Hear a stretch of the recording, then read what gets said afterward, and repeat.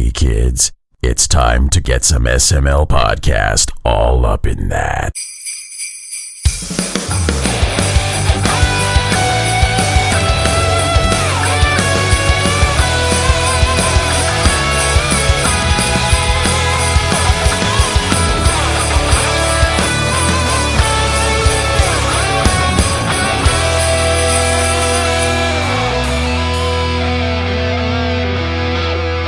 What's up, everybody? This is the SML podcast. I am your host, Joe. Joining as usual, Cole. How are you doing? This is an unfortunate day. Joining as usual is everybody this episode. We've got kind of like an SML family reunion going on. We've got the Party Cast crew here. Chris is here, Pernell's here, Tim's here, we've got Aki here, we've got Jacob here, and we've even got Kris Huber coming back to hang out with us. How is everybody doing? Oh, hey. Woo! I've officially become Chris too, and I'm okay with it. Yes, I've ascended. Here's the real question, Chris. How many gold points did you earn this year? Because apparently they tabulate that now. Oh, God, yeah, they do that. Oh, wait, how many what? How many Nintendo gold points did he earn? Dude, I don't follow that shit. Like, Joe, I'm on your plan. You check it for me. Well, you should have gotten an email with your year in review. I mean, yeah, I probably did. Just go to switch.nintendo.com. It'll have it right there if you log in. You think I know my login information? Oh, well, I mean, if I know it. Well, the first thing you gotta do is you attempt to log in, lock yourself out, then request to get your account reopened. So like how I always log into stuff. Exactly, right? Tell them your mother's maiden name. It'll be fine.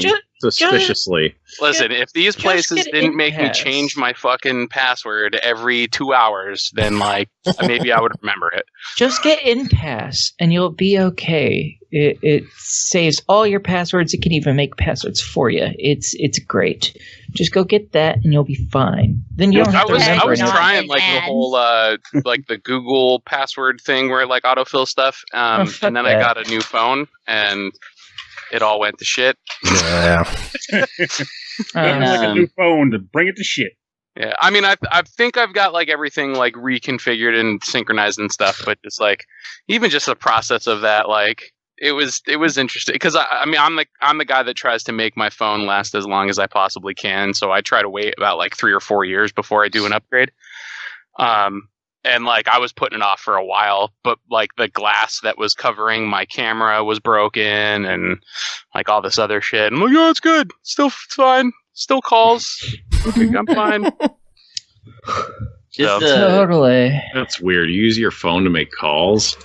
See, like, that's gross. Sounds gross, yeah. What the fuck of is all that years, shit? I tried to make this my year, like one of my like New Year's. Oh, we all did. To, like not be in my phone as much. I'm never on my phone if I can avoid it. Yeah, I'm still doing good with it actually. Like I haven't used it as much as I did the year before, surprisingly, even with that like everything going on, you know. So my question is, since the pandemic started, has anybody actually called on the phone a pizza place to get delivery? Yes. No. Delivery, Well, actually, no. I call. What else do you do to get delivery? You could do DoorDash. I don't do delivery. I go to pick it up because I never get things delivered. Yeah, I always go there. There is no delivery options here. But you have DiGiorno because that's good enough. Well, funny enough, there's one pizza shop up by me that actually I guess has when your options are Maryland pickup. pizza. The pickup, they have like an actual like drive-through window. Oh, wow. Well, you Jerry's. Oh, what? I've never been to Jerry's, but Shelley's has a drive-through window too. Well, yeah, because I mean, most of the places up by us, it's like the places are so small you can't actually put people in them anyway. So no, like it's just like you have just enough space for like the ovens for the pizzas, and that's it.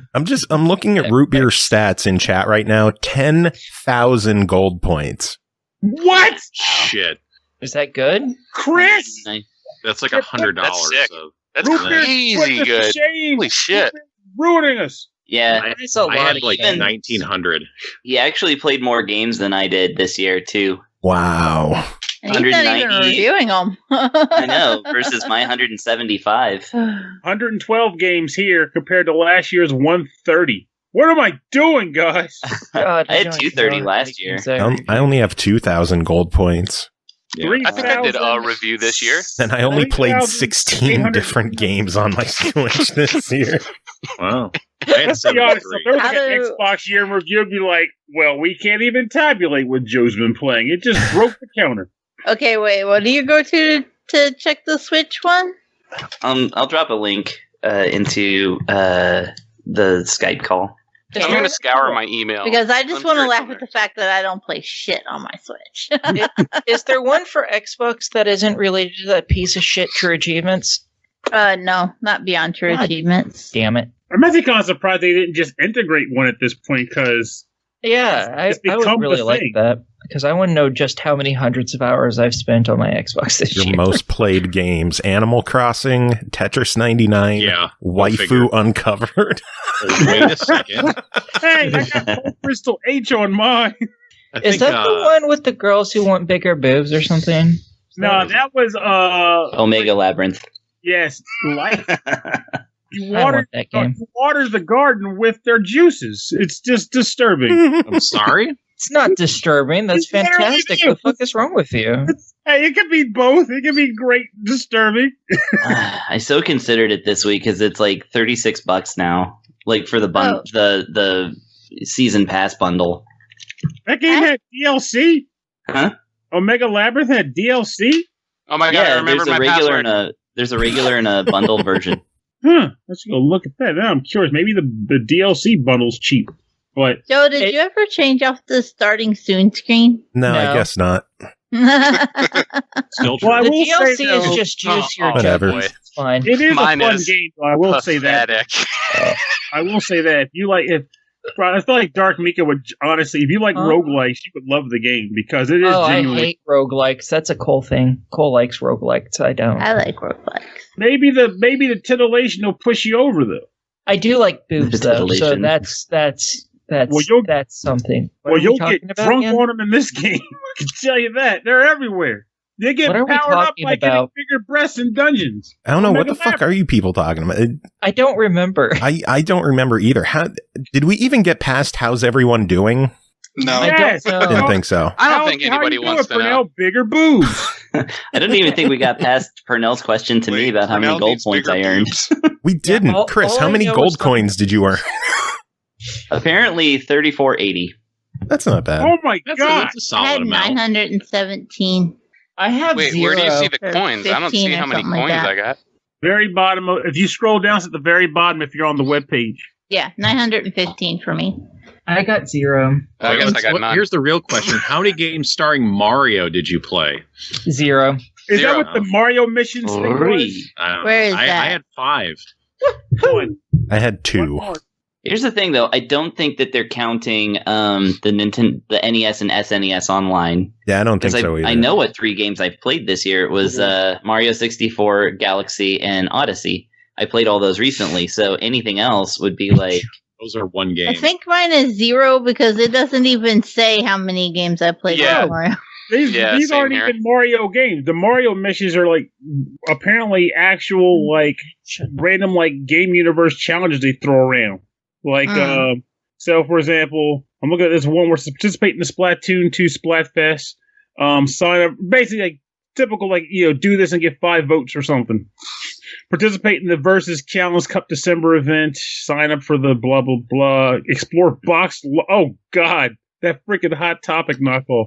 Explore box lunches, Super Mario must-haves. Participate in the Tetris 99 Maximus Cup. Stuff like that. So, but somehow I did one of them. Now I'm wondering what the hell that was. I didn't even play Mario 35 yet. I didn't play Nah, that yet either. You're either. not missing much. It's not fun. I didn't like it. I wonder I if thought it'd it be better if I it was thought it Mario got 3 boring. or 2 based, honestly. Joe, 56 hours. 6 games. Is that what Joe has? No, it's mine. Oh my god. That's like And literally I it played more says like, games. it's like, oh, what are your most played games? Animal Crossing and Tetris. That's it. Damn. I realized that both my total hours played, that's got to be skewed because since I stream on a different account, those aren't counted in my main account. And my streaming account doesn't have like an email address attached to it or anything like that. So it's like missing my entire playthrough of Xenoblade Chronicles for one. All of my Skyrim, even though Skyrim still ended up in second place on my most played games on my main account, where I've got too many save datas to actually access it anymore. That is bad, really, that you have too many save files. My Skyrim Switch situation is very my situation could go on a very special episode of Hoarders. I'm pretty sure. I feel your pain on that. Me of something. My Skater XL mod folder is essentially getting to that now. Yeah, it happens. Hey, what was everybody's top crashing and losing your file for your mod folder? I want to know what everybody's top games were. Like, I know what mine was this year. Actually, Exit the Gungeon. What was it? Exit the Gungeon and Ib and Ob, Animal Crossing, and Pokemon Shield, and then the NES online thing. That's my top 5. Besides the NES top online thing, I've only played one of those games. Wow. So my number 1 was Animal Crossing, which I think is common across many, many people. Yeah. Same. Number 2, Hades. Number 3, Dragon Quest 11. Then Paper Mario, and then Dead Cells. Yeah. Good line. I'm assuming, we'll just do that for everybody. I'm curious what everybody else was playing too. Unexpected, actually. I got Animal Crossing. That one's expected, though. Yeah. Pokemon Sword, Nexamon Extinction, Moero Crystal H. What? Wow. This is all on Switch? Wait, are those? Yeah. Okay. The fact that Moero Crystal's on there is the laugher right there. I was like, wow, I love titillation. And that's the one game by that developer I don't have yet. It's like a good game. Definitely good. I mean, I have the Moero Chronicles H or whatever, the other one. So they made this one better in a lot of ways, believe it or not. Like it's like the social elements are easier to deal with. Yeah, I remember that from the review. You listened to it. What? Bananas. Someone listened, Joe. Yay! Someone might. Somebody always might. You know, just that's the limit. Might. No. Sometimes. My tops. What else was everybody playing on Switch here? My tops were Animal Crossing, of course. Skyrim, King Oddball, and then Dragon Quest 11. So I played more King Oddball than I played Dragon Quest 11. Wow. That says a lot. And then Monster Viator, which makes sense because I love that game and I'm currently working through it. Nice. And I think I beat Legend of the Tetrarchs last year, so it was like my second. It was like either my second or third. Oh no! Here we go. We have it right here. It was my 4th most played game last year. So well, you'll be happy to hear that last year TikTok Travelers was on my top 5. Mine too. It was my number 5. Yes, our destinies connected. TikTok. TikTok. TikTok. Will's got the Switch. TikTok, tip-top. I think that's everyone who has a Switch. Or is there someone who didn't read off their list? I mean, I haven't said my list yet, but because you don't have a Switch. Right. That's what I'm saying. Yeah. Well, I mean, like, I know what my, like, top 3 games, like, even just outside of Switch that I, like, dumped into for the year, if anybody has an idea of theirs as well. God, I have no idea. Yeah, I would. Well, Kris, what did you dump a lot of time into this year? Well, I guess technically my top 3 for time consumption would be Magic Arena, Skater XL, and Animal Crossing, technically. So, but I believe it's in that order. And on Skater XL, I'm up to. It's a lot. It's like I'm just shy of 100 hours, I think. Have they added more content to that game? So they just did an update like maybe a week ago. It might have been less than that now, but it was to add some of the mod integration that they had on the website that they were like hosting a lot of this stuff from and integrated it into the console versions of the game. So you could actually download like new maps and new like gear. So like t-shirts, you know, pants, decks, all that kind of stuff. That alone, like before, I think Session was the one that I covered for the show, right? Yeah, because I covered Skater XL. Okay, so like to me, and I know I talked about it a little bit in the review, but like Skater XL, as far as like where they've come over the course of the year, Skater XL to me has done way more work than Session has.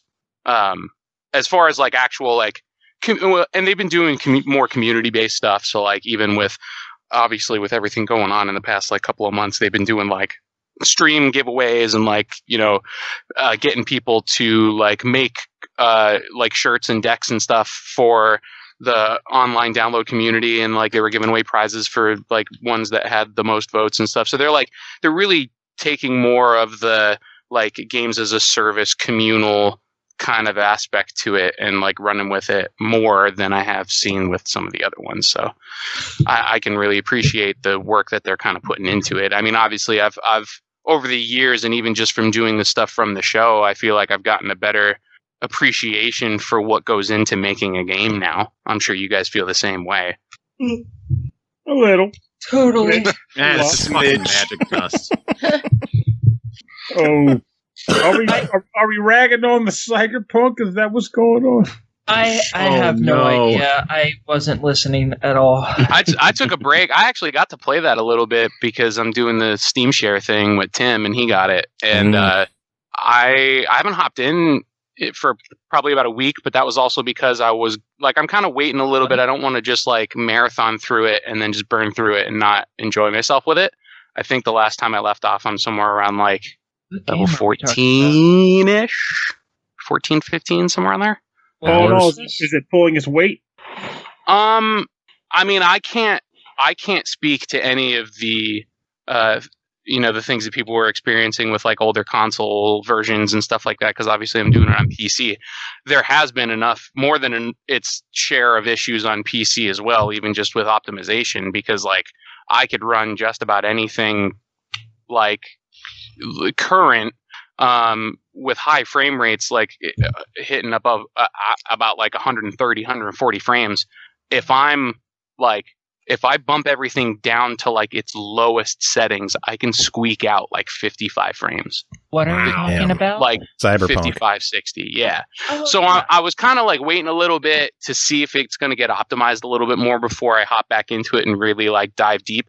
But with the time that I spent in it, like I am still enjoying it for what it is, because like I was obviously looking for something to sink some time into.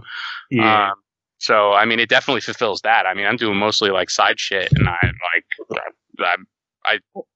I'm still seeing stuff that I know that like I've talked to Tim like independently, even though we're on the same path, we're seeing vastly different stuff in the game. I will ask this though. So you are enjoying the game, right? You said you're enjoying it. But you also simultaneously acknowledge that it may have some, like, you know, technical issues here and there, or glitchiness or whatever. 100%, right? Yeah. Yeah. So you acknowledge that you can technically do both of those things, right? 100%. Yeah. And at least on PC, you can do both of them. Yes. And I will say too, like, is it discouraging that, you know, it's become more widely accepted that things come out in like not ideal states? I really don't like that that's become a trend, and everybody else is obviously getting sick of it too. But there's still something to be said about, like, you know, in any creative like aspect, right? Like you're doing painting, you're doing music, you're doing movies. Like at a certain point, you got to be able to step away from it and look at it unobjectively and just go like, is this interesting enough, and does it hold its own merit at its point right now? And I agree with that. The thing that happens, and why I asked that question though, and Tim has seen it too, from like a group that he's in where we're in together, is that there is. You guys are talking about different Tims, by the way. I'm pretty sure. Yes. Yes. My friend Tim is the old original OG like SML Tim. Yeah. Tim Ekkebus is like, I'm the new Coke Classic, Tim. Yeah. But like, my issue is that people, like, for example, like, there's that problems with Cyberpunk are apparent and they're abundant. Like, there's no secret. It is also noted that the problems exist primarily outside of the high-end units. So if someone brings them up, I come across way too many cases where people were like, "Oh, come on, guys, it's not that bad. It's a great game," and they go into this like tirade of defending the product. I mean, it is. Even though it's a broken, buggy fuck stick, it is a pretty fun game. I have to say, I have thoroughly enjoyed the like 70, 80 hours I have with it. I really enjoyed it. I just finally got to a point where it glitched on me, and I have to wait for a patch before I can continue it. Because near the beginning of the game, you lose your car. Mm-hmm. And you have a mission that you have to do so it will get fixed. That mission broke for me. Oh, no. And I'm like, I don't want to run around and keep stealing motherfuckers' cars. I use the stash in my car to store my guns, goddammit. So, oddly enough, and again, I think this is what keeps me interested in, like, what this game tries to present as far as, like, everybody's stories being different. Like, I hit that mission, and there's a lot of other options in which you can resolve that issue. And I chose to ignore it for a while. Like, I just walked everywhere. Oh, I couldn't stand that. I've spent like 80 something hours before I even got to that point. Well, it took me like 20 hours to realize there was a fast travel system. Proud of you. What is wrong with you? Because I was just like, dude, so again, like I literally like I wanted to kind of like use this game as an experiment for myself to, can I completely like engulf myself and get sucked into a game like I used to when I was younger, like go in as blind as possible, like, and there's plenty of games that I've sunk tons of time into with way more problems. So that's where, I'm glad you said, because that's where it ties. This is where it goes back to ultimately. Like, so like if someone says like this game has a lot of glitches and stuff, what are you going to play it on? I'm going to be playing it on a base PS4. I don't have a Pro and I didn't get a PS5. Or I'm playing on the Xbox. I didn't get the Xbox X or the Series X. God, I hate to say these games. Like, the names are dumb. The names are dumb. Let's all agree on that. So as a result, the game is going to be riddled with bugs. And when people come to defend it to me, I'm like, the problem is that I never once commented on if the game is fun. I don't have the means or the knowledge to make that call. And I'm okay. You can't even get to that point. Yeah. If the game is fixed up, is all patched up, or I get a system that can run it well, I could revisit the game and play it the way it was intended to be played and then base my judgment on the game itself. But it kills me when you try to acknowledge that the game itself is buggy and glitched, which is why you won't play it.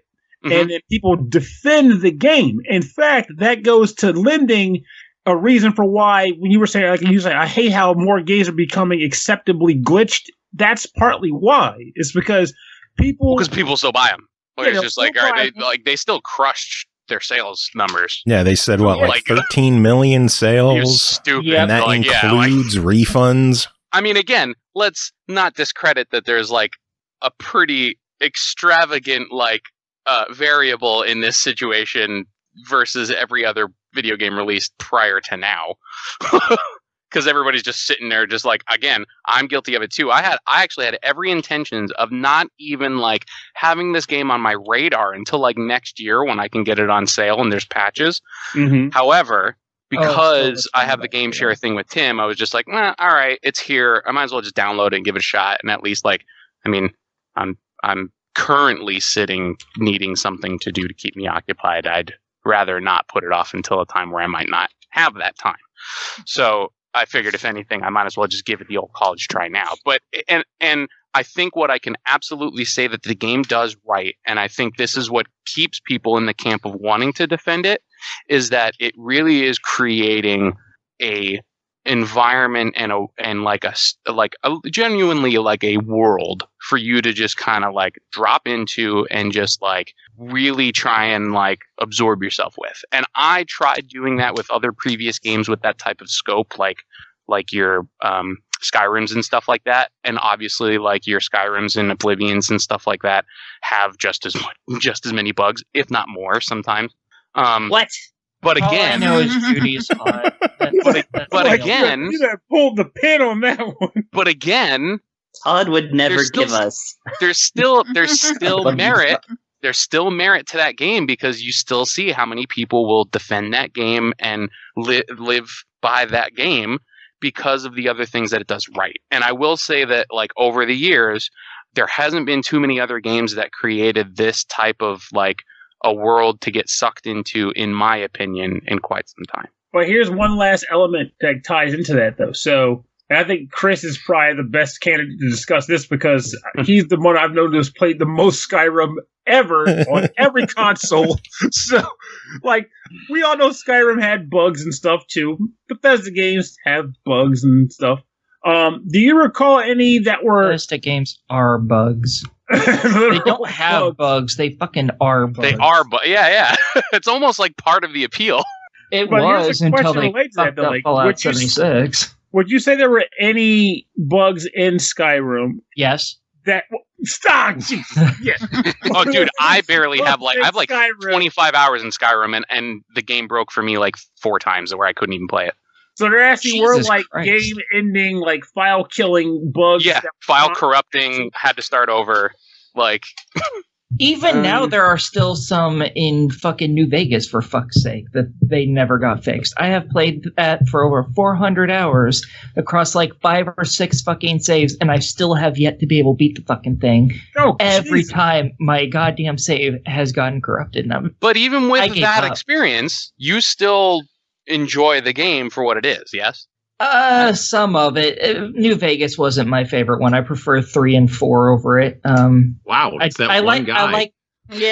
I like the DLC for it. The DLC is fantastic. The main game I don't particularly like. I prefer these guys are clearly the fucking bad guys, and these guys are clearly the good guys, and I just want the good guy ending, which is why I love Fallout 3. Whereas in New Vegas, everyone's a piece of shit. And you got to choose one to help. And it's like, I'd rather just kill all of you and be fucking done with this. Well, I will say I kind of got that same kind of vibe in Cyberpunk. And I think that's what's sucking me in. Because at first you go like, all right, I'm going to try and play this as like, well, at least for me, I was going into it as like, I'm going to try and be like, you know, a modern like Judge Dredd and just be like, all right, I am the law. Like, I just went into it to be the biggest slut I could. See, like, you know what's actually really funny? Every single instance that I've had where those types of options have, like, opened up, I've shut them down every time. See, the bad thing is that at around 80 hours in, I still haven't hit a single one of them. Because I did, before I even started the first mission, you know, the tutorial mission. Mm-hmm. Oh, yeah, the one that I didn't know was a tutorial and it took me 8 hours, yeah. Yeah, the one where you go and talk to Deshaun. I didn't even go and talk to him until I was like 60-something hours in. Because I just went around Watson doing all the gigs and shit. See, but like, dude, like that's kind of how I feel. This is like, yeah, I love that stuff. That was fantastic. And I was like, maybe I should do the main mission finally. Just maybe. And then you see the splash screen, you're like, oh, fuck. Yeah, and I was like, oh, so I've seen the splash screen at like 65, 70 hours into this? Awesome. And then immediately after I went and got in my car and then the game broke and I was like, you motherfucker. Yeah. I just want my goddamn car. Because buying cars is expensive and I've put all the money that I was going to say, I kind of like that. I had just as much enjoyment of getting in and figuring out the economy of the game. Because, like, I went in and I was like, oh, wait, like, I could just buy this energy drink for $10 and then deconstruct it with my crafting thing and then get the crafting materials and make stuff. I'll just do that. Like, Cole, in chat, give me the glitch to that because I need money badly so I can buy cars, lots of cars, all the cars. You just do that, seriously. I'll have to get the details from it, but basically, like, somebody was saying in another chat I was in earlier, they were like, if you just buy something and then resell it, it's broken to the point that you just get like $4,000 back immediately. Oh, so then the legendary crafting material, I think. Yeah, if you just keep doing it, then you get enough money to buy all the cars and for the achievements. I literally spent like my first 3 or 4 hours in like that main like city hub, just hitting every vending machine and then just like doing the time skip thing for like 24 hours so that they all restock, and then just just buying everything. Buying I feel like we should ask that something. Gold immediately, or money, whatever. Yeah. Yeah, so I'll just go in, buy every single like $10 like energy drink that comes in a can, and then you deconstruct them all, and then just sell the crafting materials. Mm-hmm. Huh. But I know what I'm going to do when the game gets patched. I can buy my fucking car again because I don't know where I am in the game. Well, because I wanted to pay off the guy that gives you all the. Oh, I paid him off forever ago. I did that before I met with Deshaun too. That was the only thing that I knew that was going to cost a shit ton of money. So I'm like, I'll just keep going until I have that, and then I've going. Made easily over 10 times that before I talked to Deshaun, but I just kept buying fucking cyber implants. My character's already pretty well specced out and kick ass. Well, and again, I kind of come from like a background from like ARPGs and stuff like that, where I'm a sucker for skill trees. And when I looked at the skill tree and saw all the subdivisions, I'm like, I'm gonna love this. Like, yeah. I don't know if you've noticed, but you can level up all your skills without actually putting points into them as well. Oh yeah, like just doing whatever. Like, yeah. Sadly, you can't go beyond whatever that is. Like cool stat, if it's at 6, which is what my cool stat is, your stealth can only go up to 6. Got it. Really all right. Sucks. Yeah. I didn't know that, so that's good to know. Yeah. All your stats are that way. Right now, I think I'm level 17, 18. And my tech and intel? God, I can't remember the names of these things. The one that's related to crafting and the one that's related to the tech one. I've been trying to max out as much as possible. Yeah, I've been doing both of those, and then almost nothing else besides those two. I'm just like, I just want these two so I can craft shit, and so I can open doors. Opening doors is always fun. I mean, I'm assuming that you probably picked it up for yourself, yeah? Me? Has yours ever come in, Joe?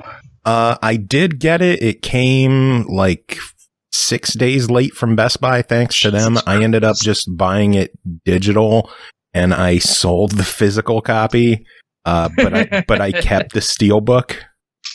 That's a very Joe move. That is a very Joe move. I was going to say that sounds like your MO. So I made $50 off the game, so I'm happy with my turnaround. I've only put about 2 hours into it so far, but I haven't run into any issues. Granted, I am playing on a Series X, so I'm not going to run into any issues, but people think it's like some magical different version that we're playing on the Series X, and people are like, if they would have gotten rid of the last gen versions and just kept the new gen versions, it's like the new gen versions aren't out yet, people. We're still playing the Xbox One version on the Series X. It's just on more powerful hardware. Wait, I did not. Wait.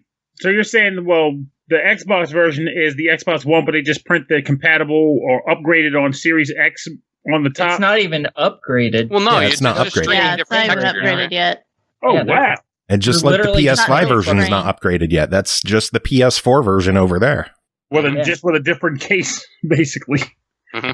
Damn. See, that I did not know this, but I guess that does make sense. The next gen isn't coming till what, March? I think it was. Maybe. Who fucking knows at this point? Yeah. March, ever. quote unquote. See, that's the one I'll buy if I want to give it a shot, because at that point, all the knickknacks will be worked out. Hopefully, I'll maybe have one or both of those systems by then. Well, if you buy the current one, you're getting the next one. It's just you have to wait for that upgrade, which is going to be some sort of gigantic patch, I guess. But you just have to wait until that comes says out, you could get it with your COVID vaccine. Yeah. But also, if you wait, I can take that COVID vaccine money and then get it on a discount, because it will be getting on sale at that point. Oh, they've decided to give you money if you get the COVID vaccine? No. Oh, They should. but the stimulus. No, they give you a steelbook. If it's the one that I like, they COVID vaccine comes in a steel book. I want that goddamn Yakuza one, goddammit. Go to someone's house, like, check out my collection. You just hand them the steel, but he opens like an old syringe. Like, what was this? My vaccine, baby. COVID vaccine steelbook. That's only the first one. Limited edition. Sequel.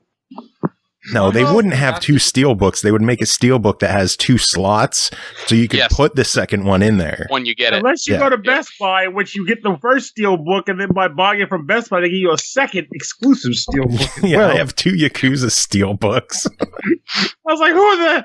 When I saw that, I was like, oh, I guess they only give it at anyone has that, I hope they die. I want... Oh, the bastards. The new one? Bad. No, the steelbook. For Like a Dragon? You would really hate me because I had it and then took it back to the store. I'm pretty sure mine's sitting under my Christmas tree right now. I was like, I didn't see the point in having two steelbooks, and I got to buy two, get one on it. So I was like, I'm just going to take the Best Buy one back. Okay. You're talking about the Yakuza steelbook for Cyberpunk, though, aren't you? Yes. We're talking about actual Yakuza. All right. Yeah. Oh, well, I wouldn't mind that, too. That'd be nice. And how that came with two steelbooks at Best Buy. I just bought two of the Yakuza games. Hey, I got an important question. What's Why, up, when Tim? they're all in Game Pass? Pernell, how's Dragon Quest Builders 2? Because we need to follow up on last year's holiday podcast when you went to the store and bought it. How's that going? I played it. You know how much of that game I played? The trip to the store was the game. Like, you wanted it so bad, you went to the store on the podcast. You want to hear something that adds into that, just how bad it gets for me with these things? So I was looking through my Facebook memories, and over the years, I would occasionally make a picture like, okay, this is my 2000 blah, blah, blah holiday haul. Like, these are all the games I bought from October to the end of December. I remember that, yeah. I looked at the one from I want to say it's 2018, and I have played none of those games. Literally, none of the games, and the pictures. I was like, how in the world? I wanted this shit. I was looking forward to these games, and I never touched any of them. What the hell's going on? Joe, I'm surprised that you didn't reinstate the back catalog. What do you mean? Remember when we used to hit, we would make a certain thing for the tail end of the year, we got to hit these for games February. In our back. Yeah. Oh, it was for February. I wonder if we should try doing that again. No, I don't have enough time for this. Yeah, you can try. I can fail. I mean, that was kind of half the part too. It was just which ones did you actually do? We're on this podcast. We're automatically failures by default. So. Yes, that is a very fair point, Jacob. That's why I try to start doing the whole game of the month thing. And sometimes it works, and sometimes it does not work. How's Control going? It's actually going great. I love that game. It's a great game. This Control weekend was fantastic. How's Ori treating you? I have Ori. Who is Ori? What are you talking about? Who is Ori? I know Ori. Ori? Who is Ori? Oh, mercy. Someday, Cole. Let's fight. You and I are going to become best friends. It's going to be amazing. Let's power up. You guys mentioned Control. Point out you're gonna lose because I have a cane. Yeah, she's gonna fucking crack you with the cane. But you mentioned Control. That leads us to the news of the week. Oh my God, there's news. Wait, we're gonna cover news. All right, no, we're not gonna cover news. Oh no, I only have two things written down. The games with gold too. Yeah, we could talk about games with gold, but Control, the Ultimate Edition for next gen is coming February 2nd. Kinky bananas. Yeah, so Control, the Series X and PS5 upgrade, digital February 2nd, retail March 2nd. Yeah, so the one that you have to buy again if you already have the original because they're dicks. Yeah. Unless you bought it on sale for $20, like nearly everyone I did. Yeah. Yeah. But still, that was or didn't because of Game Pass. Shitty thing. I didn't. I'm too salty about that whole situation to buy it again. I was salty, but I was like, I don't have any of the DLC, and the DLC costs like $20. I already had the DLC. No, I didn't have all the DLC, so I figured I got to spend $15 for one of the DLCs Might as well just go the extra $5 and get the next gen copy as well. Yeah, that makes sense. I got if you hadn't already bought the DLC. No. Which I only bought in like August, like when the Alan Wake thing came out now. And yeah, 505 definitely fucked people over with that. Oh, I'm bitter. Quite bitter. The worst thing is, at some point, they accidentally unlocked the upgrade for people that had the DLC, and then on PlayStation they did it. Yeah, we covered that when it happened. Yeah, they gave everybody the upgrade for free, and then they were like, "Oh, oops, nope, that wasn't supposed to happen." You're supposed to pay for something that was easily accessible by way of a flip of a switch. Greedy bastards. Yeah, bitches. Cole, what are the games with gold? I only know one of them because I couldn't find the actual post. But I saw where Macca had tweeted that Little Nightmares is one of them. I bought that when it came out. I still can't beat that. Get all the achievements in that game. I love Little Nightmares, and Little Nightmares 2 comes out in February. So Cole, have you 100% of the game? I did everything except for the speedruns. I don't do speedruns. God damn it! Is it good? Okay, I love it. Great. It's fantastic. It's sitting on my coffee table. Oh, sorry, on my. We'll never touch it, dude. You're never going to talk, Jacob. By the way, you're never. Yeah, I know. It's been in the last 3 Christmas tree pictures I've taken. What is wrong with you? Just play your fucking. The sequel is coming out in 2 months, which is a good excuse to finally play the first. They announced the Rise of Zero Dawn sequel, and I was like, "What do you know? Time to play the first game and break it out." I need to play the DLC for that. I still haven't played the DLC. Joe can vouch for me on this. That's happened with the show before too. Where it's like, well, you're useless, so that doesn't shock me. Huh? You're useless. That doesn't shock me. I am very useful. I'm a man of many talents. I can eat. I can sleep. I can pee, and those are 2 things I can't do. So actually, I'm pretty jealous. Yeah. Pretty jealous. Yeah. This man I'm is going to go incredible. this, but Pernell also makes carbon dioxide, which would be really helpful for plants because they need that to grow. Except all of Pernell's plants are plastic. So, no. Hey, I got one monster plant downstairs that is extending its way across the kitchen and up to the ceiling. It's great. Oh my God! So Jacob, you said you had Pernell, games with gold. You need to get it taken care of. Jacob, you said you had games with gold? Yeah, so January 1st through the 31st is Little Nightmares.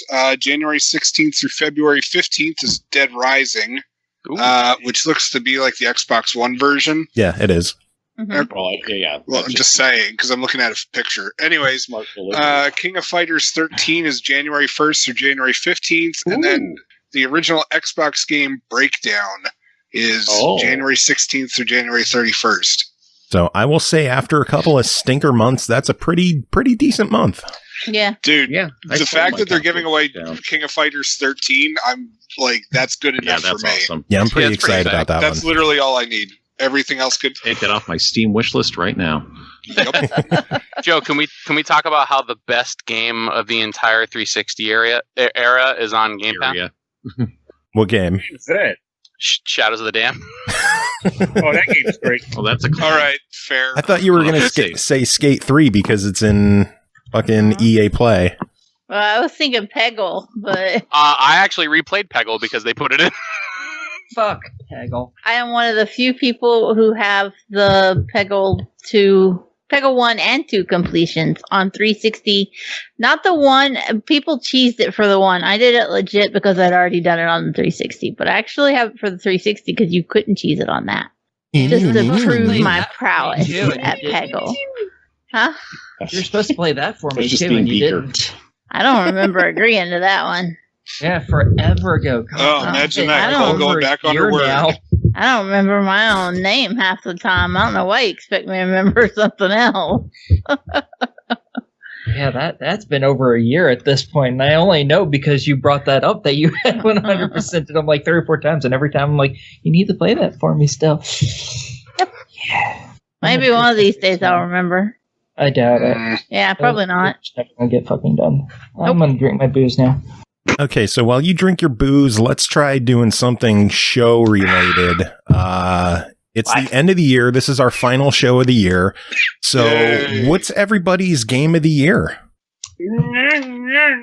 Y'all are just slacking on this one. I've been sitting here It's Hades. Waiting to say what it is. All right, yeah, Tim, go first. Tell us about Hades. The answer is Hades. Hades is incredible. It's the best game that came out this year. It's pretty much obviously Hades was very well reviewed. Has been winning some awards, not at the Game Awards so much, but it is one of Last of Us awards. Yeah, it would have won there if Sony had. Last of Awards. That was depressing. I was just like, oh, great, yeah, Last of Us, great. I fell out of Naughty Dog's sway many years ago, and I am no longer impressed by their ability to animate humans well and write a story. Kind of the bare minimum, isn't it? Yeah, I mean, it's we just keep giving them awards. I guess it would depend on the game that you're making, but yeah, it sounds all right. The bare minimum. Yeah, I mean, it's like their tech is very good, and they write good. I don't know. It's just like actually playing their games. I find they write good. They feel limited, but they look like they should be limited, but they are when you're playing them. Yeah, it's just like. Yeah, when I saw that Last of Us 2 was like 30 hours long, I was like, yeah, no thanks. Fuck How many corridors is that going to be? How many buildings that you can see but not enter is that going to be? Like, Uncharted 2 was great, well-paced, and then since then, I've just been like, no, thank you. Hard pass. Anyways, Hades, is a fucking awesome game that is like pretty much perfect. I would recommend to pretty much anybody. Like, it just, everything about that game is awesome. Like, it looks awesome, the music is awesome, the gameplay is awesome, like, all the story and characterization around it is fantastic. Like, I really have nothing bad to say about it. It's just, like, incredible in that for a run-based roguelike game where, just the story of it is so good. And just, like, the way the game works to keep you engaged over... a situation that you might otherwise feel gets a little tedious. It does not. Here's my question for you. All right, give me a question. Because I've had Hades on my watch list for a while, but I have not seen anybody mention anything about the accessibility options in it. Okay, so there is a mode called God Mode, which starts out with it gives the enemies. Takes 20% off the damage that they do. And each run they do a little bit less and a little bit less damage. So you will gradually get your way through the game playing on that. Because it goes up to like 80%. So if you just... die a lot, eventually it's like, here, let us help you out. Yeah, absolutely. I mean, and there's ways like, if you're just playing the game normally through... you are upgrading, you are buying passive upgrades that will, make you gradually stronger and stronger and stronger, and so that you can overcome. Certainly, pro players of this game will just pick up a fresh file and they can just blow through it because they're good like that. But yeah, the God mode is there so that anybody, even people who aren't as great at like twitchier action shit, can pick it up and have a good time and play through and make progress and become engaged by the story and the characters and all that shit that's going on, which is also very good, Yeah. I don't. Yeah, that's why I said, like, there's, I like how Aki just got. I don't even know that Aki is even actually here anymore. It's like the inebriated spirit of Aki. Yes. I said I don't have just one is my problem. There's so many good games that I've played this year, and it makes me sad because I can't pick just one. Well, then don't pick one. What are some of your highlights? Marco and the Galaxy Dragon, which is a visual novel. You don't say. Fuck you. Beyond Blue, which is this gorgeous fucking just super chill game where you just float around in the ocean and it's very, very pretty. Observation, a one where you play as a robot on a spaceship trying to save people. The Persistence, which is like the only roguelite I've ever enjoyed, and Cole hates it because she's a doofus. The theme of it that made you like it? Like, where was the trick or the good gimmick? It was a first-person shooter. Did you Honestly, that's play probably Gunfire Reborn then? The Ballistics. No, I've never heard of whatever you just said. It's an indie game, Gunfire Reborn. It was actually one of the other games that I probably played the most this year, surprisingly. But it's a roguelike-ish kind of thing, but it's a first-person shooter. Another game that, dude, like those developers were putting out patches like, holy shit, like every 2 days, like since it released, and they've been keeping up with it. It's awesome. It was really good. Like I was surprised that like not as many people, like it wasn't on a lot of people's radars for some reason. Yeah, I've never heard of it. I'll have to go look that up when this is done. Another one was Lost Ruins, which is a game I'm not sure is actually out yet. I previewed it in September. It's a Souls-like game, a 2D Souls-like game, and it's funny. You play as a schoolgirl who's been transported to Fantasyland where everything's trying to kill them. Then there's obviously Kingdoms of Amalur: Re-Reckoning, because I've been waiting for that to be remade for fucking forever, and Haven, because it is just the cutest fucking game. Just the cutest fucking game. I need to finally give Kingdoms a shot. I know, Joey, that was like you constantly rave about that game. That game's a lot of fun.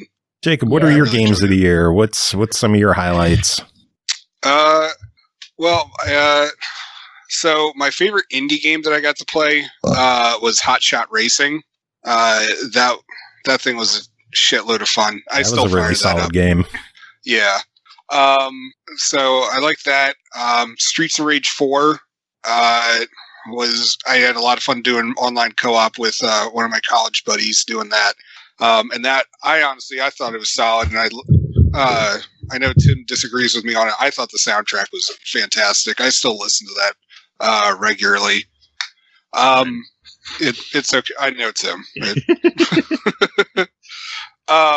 Yakuza Kiwami 2, which I just beat finally after playing like 60 hours into it. Like 30 of that spent in the host club alone. Jesus. Hey, all right. Once you start playing it, you have to start doing the hostess club. You'll understand. You know, they're fantastic. Oh, it's amazing. I love the Yakuza. It's almost as good as wrecking like an entire gang of unruly youths with a bicycle to the face. So there's that. Honestly, one of my favorite browser games was Mr. Boop and the Curse of the Dinner Party, which is a short. Game is that? It's a short point-and-click adventure game based off the Mr. Boop comic strip. I've never heard of it, but I love the name of it. It's pretty fun, and the comic strip that goes along with it is it's pretty all over the place as well. Highly recommend that. And then honestly, like my top game for the year, which unfortunately is not going to be Yakuza Like a Dragon, just because I haven't had a chance to get the time in on it. My favorite game of this year is Star Wars Squadrons. The return of the space flight simulator. God, that thing was just like, it's just fantastic. Everything feels right. I wish I had enough money to get like a joystick for my Xbox One for that game, or even just play it in VR or something like that, because that's got to be pretty tight too. But they're updating that as well. Like they just released an update that has the B-Wing and the TIE Defender in it. So like they're keeping that game going. B-Wing? Huh? What the fuck is the B-Wing? I don't know that one. It's in Return of the Jedi. It's the one that looks like a upside down sword. Oh, I think I know what. Okay. Yeah. You know it if you saw it. They made it to make toys. Oh, I see it. I hate that one. I think it looks stupid. I think you look stupid. Well, I do. Got him. That's irrelevant.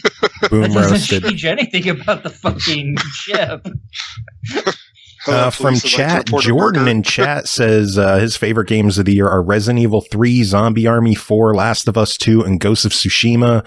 And then Root Beer's My Jam saying Persona 5 Royal is not only my favorite game of the year, but probably the second best game I've ever played after Breath of the Wild. Wow. You're all right. You're all right with me. None of those games have naked people in them, so...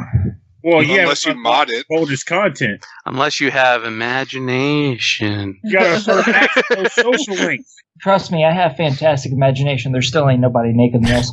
Yeah, we got to make sure that we don't forget about Streets of Rage 4, man. Hell yes. Dude, like, I was so pumped for that. And honestly, like, soundtrack was amazing. I went back and played through the entire campaign again with my one buddy who hadn't played it yet, like, a couple weeks ago. And he was just like, damn, man, like, this is... Out of all the games that people have been trying to, like, revitalize over the past handful of years, the way that they did Streets of Rage, I think, was just such a good representation and an homage to the old games while still making it, like, current and run well. And yeah, exactly. Like, it was new and fresh while still paying respect to the original games before it. Like, yeah, and still being able to, like, unlock the old characters and, like, it's cool. I love the old sprites in the game. The fact that they have, like, the old sprites just in the game. I also like that it's different move sets too. So it's not just like, okay, you unlock the old guy and you're still doing all the same shit. It's like you get the move sets from the old versions of the game. So it's like you have more of an incentive to unlock more of the characters because they're all going to play different. Like, no. Jumping back in chat a little bit, some other people, Lucas said, my most played games were Animal Crossing, Minecraft Dungeons, and Cole, you'll be happy, Ori and the Blind Forest. It's about goddamn time. Ori is definitely my game of the year. I mean, obviously, I have to ask, too, because of the whole, like, with I played Minecraft Dungeons for a while. Joe, we played it for a little bit, didn't we? No, we didn't because they didn't have crossplay, but now they do. Crossplay, right? Yeah, I forgot about that. Yeah, now they do have crossplay, so we got to give that a shot. Yeah, I'll hop back into it. Well, so again, it's because since it was who was it, Raiders? Like, I mean, for me, I don't know if it's just because like I've like played ARPGs to the point of like nauseum. Like I didn't really find much of like a end game to the game, so that's why I kind of stopped with it. I didn't mind that it was a little bit more casual because like it's kind of nice to have like a little bit of a change of pace and more games filling like the ARPG space and not all of them having to be like just a Diablo ripoff. No. But yeah, I was just kind of like perplexed that there wasn't a lot to it. Like you could still have a game that's like simplified, but still have a decent amount of content. I didn't feel like there was a ton in it. Like, but that was just me. And I also haven't like popped back into it. I know they did like maybe like a new area or two. Oh, they've done like they're on a second season pass type shit now. Okay. They've added, yeah. Well, maybe it'll be nice for me to like hop back in and see like how different it is from like because I jammed it for like the first I don't know like 2 or 3 days and then I finished all of the stuff that was in the game at that point and I was like, all right, I guess I'm done. Like yeah, no, there's like extra difficulties and stuff now, and like there's the Apocalypse difficulties and then Apocalypse Plus, and it's crazy hard if you actually keep going with it. Yeah, and there was new DLC out for it. Yeah. Okay, yeah. Is that part of the Game Pass too, or do you have to like get it separate? There's two separate ones. Yeah, okay. Like there's the Hero Pass, which came with like the first 2 DLCs, I think it was, and then now there's the new pass, which you gotta have to get the extra stuff. Yeah. Got it. Raider Biz. Even like Diablo, there was the new season for like that just came out like a couple of weeks ago or whatever. I played it for like 2-3 days, did everything, was already done with it, and I'm like, well, I thought I was gonna play this for longer. Like. Raider Biz mentioning a couple of good ones. Animal Crossing, which we've all mentioned. Crash Bandicoot 4, De-Leveled, and here's one of my favorites of the year, Tetris Effect Connected. I got to play that a little bit, and I enjoyed it. Yeah, that is a crazy-ass game. Tetris Effect Connected is definitely one of the top games of the year for me. I beat it on Expert the other day, and I was so proud of myself. I did too. You sharing your achievement with me made me want to jump onto Expert and finish off the campaign as well. So nice. Yeah. One of the highlights I got to give to this year is Dirt 5. I know a lot of people complained about like some of the glitches and hitches with the game, but it's been a long time since I've poured as much time into a racing game as I did with Dirt 5. I completed the career. Like there's 100 and some events in that game, and I did them all. That sounds like love to me. It was an awesome game. Root Beer had mentioned what is this? Fight and Rage and Spiritfarer. Oh yeah, Fight and Rage is pretty good. That is a hell of a beat 'em up.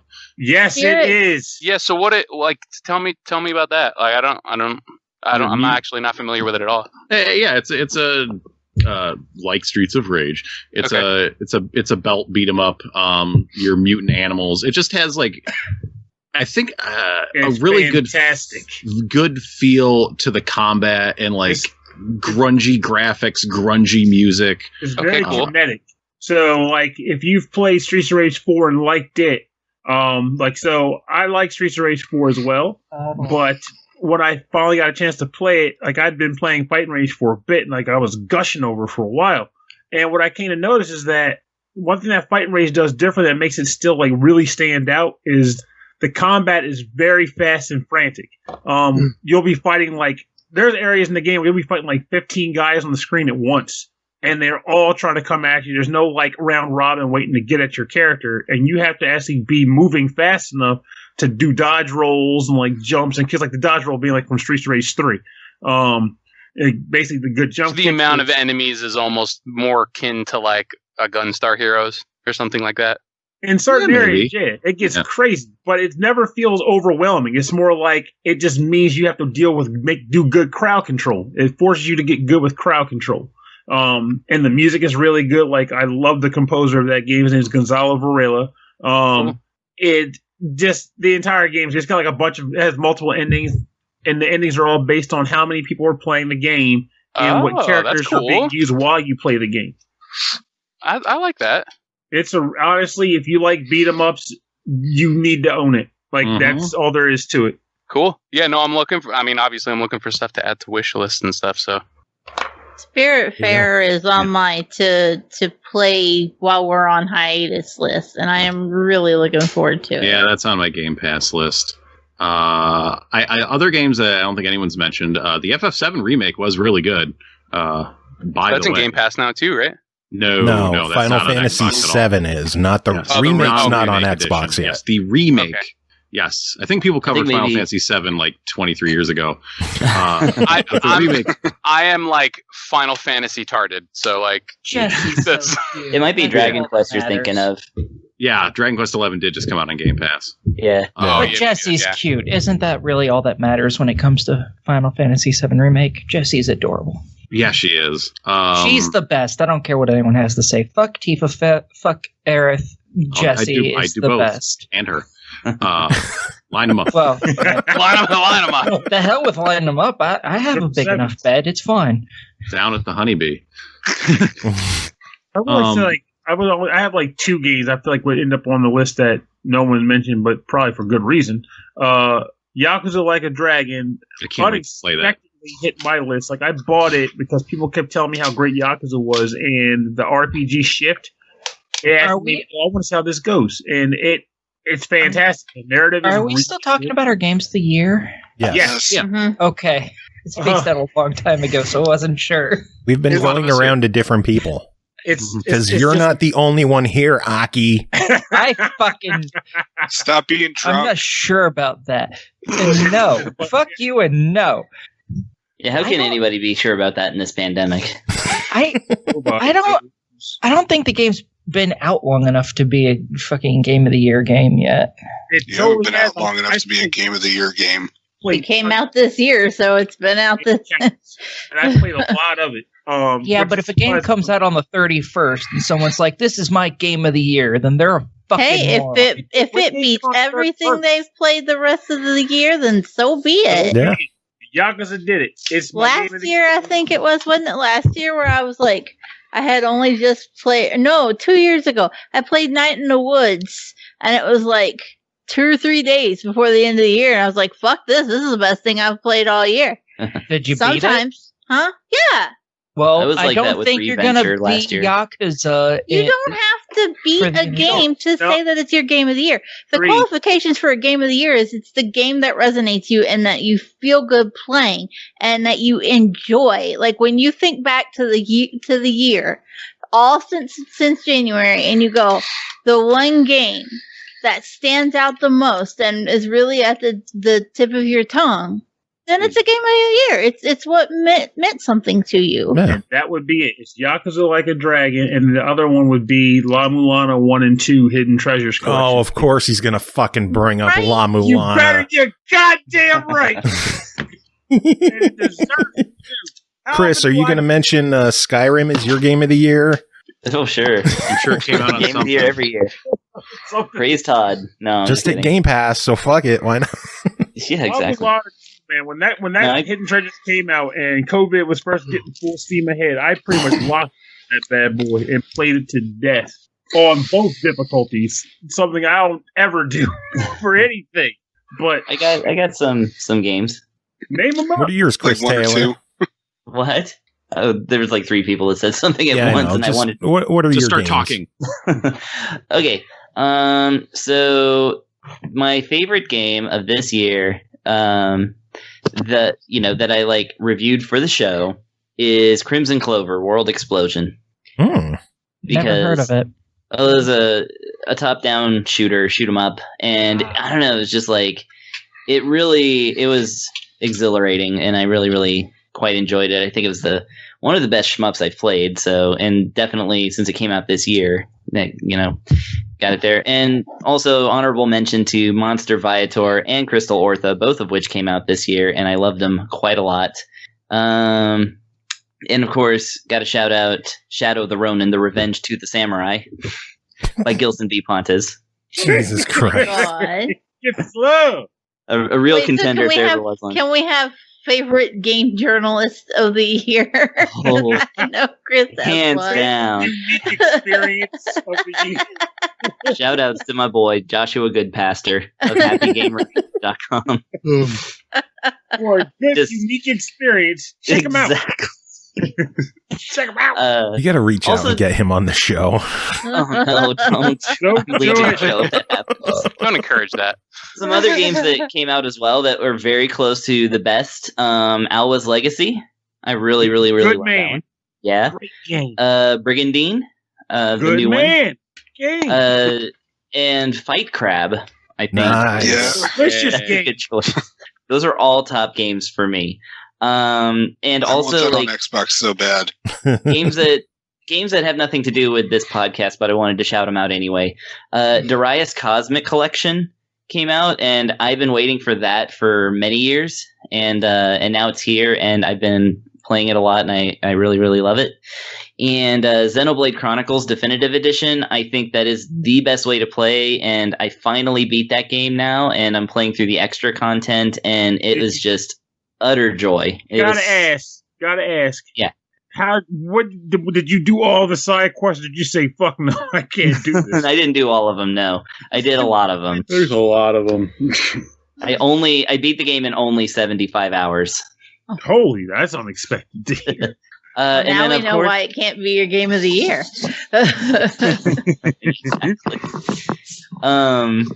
But yeah, I think the game outside of the podcast that I am just going to say was probably the game of the year has to be Animal Crossing, because that was I know we all joke about it now because it's been out for like 9 months and stuff, but I mean, it was really special that in a time when we don't get to hang out with our friends, that we had a place to hang out with our friends in video games.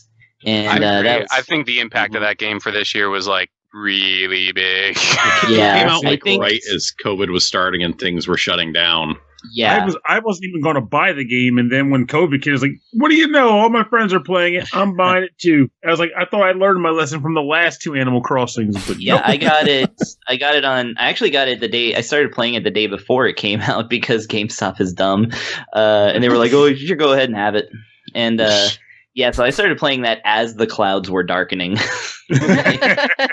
And yeah, I just really have to give props to that game for bringing us something like really special that we absolutely needed. On top of just being a good game, it does deserve that level. Still playing it. Played it earlier today. Yeah, I have to agree too. I think it even though for how many games did come out this year and how many games didn't. I think that nobody could really deny the impact that Animal Crossing really had on this year for gaming, because there was a lot of people that aren't into games at all that got into it because it was accessible. Correct. Yeah. I mean, my sister doesn't play games hardly ever, and she bought a Switch, and I bought Animal Crossing for her just so she could play it with my kids. Yeah, and I will say that I'm technically I'm a little partial too, because that was my extremely early Christmas gift from Joe for this year. Nice. So. Yeah, and I guess last game I wanted to shout out was Moon, a remix RPG, which I really, really love, but I haven't beaten it yet, so I can't call it Game of the Year. Good boy.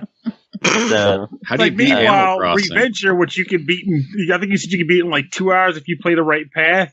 Something like that. I don't know. Game of the Year. Beat it in 2 hours. Yeah, but I'm playing it slow, and it's a game that it's kind of nice to just kind of dwell in it for a while, and so I really, really love that one. But again, I haven't quite put in the time, and I didn't get it to cover for the podcast, so it's just an honorable mention. And I feel like if you had to beat the game for it to qualify, Cole's would be entirely Rattlelake game. I did beat Ori. It isn't that anyways. Yeah, my game of the year is Micetopia.